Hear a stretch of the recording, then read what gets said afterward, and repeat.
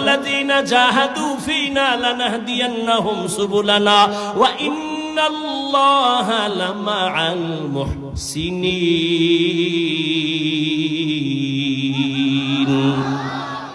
আল্লাহ বলে যারা চেষ্টা করে আমি আল্লাহ তার জন্য রাস্তা খুলে দেই অনেক। আস-সাইয়ু মিন্নি ওয়াল ইতমামু মিনাল্লাহ। বান্দার কাজ চেষ্টা করা পূরণ করবেন কে?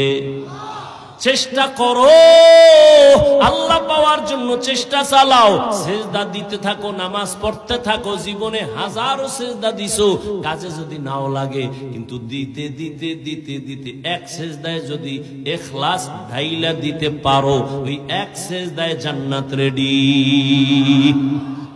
এরে নবীর উম্মত, নেক আমল, এক আল্লাহর বান্দি, নারী না পুরুষ, এক আল্লাহর বান্দি, জীবনে এমন কোন গুনাহ নাই, গুনাহ করে নাই, করতে করতে এলাকায় নাম হয়ে গেছে, এর মতো গুনাহগার মহিলা আর নাই।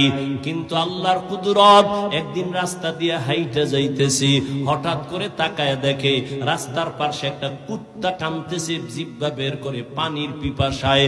ওই জাহান্নামী গুনাহগার বান্দির অন্তরে মায়া আসছে, দৌড়াইতেছে কোথায় একটু পানি পাই, কুকুরের একটু পানি পান করাই। খুঁজতে খুঁজতে একটা পানির কূপ পাইয়া ওই পানির কূপের কিনারায় গিয়া দাঁড়াইলো। দাঁড়াইয়া তাকায় দেখে পানি অনেক নিচে, উঠাবো কিভাবে? কোথাও কোনো পাত্র নাই, মহিলার দিলের মধ্যে তুফান। কুকুরটার কান্না, একটু পানি যদি পান করাইতে পারতাম কুকুর খুশি হইতো।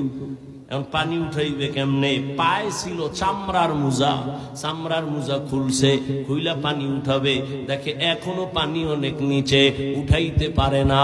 হঠাৎ বুদ্ধি চলে আসলো, এত বড় গুনাহগার জাহান্নামী নারী, মাথায় ছিল একটা বড় ওড়না পেঁচানো। কি?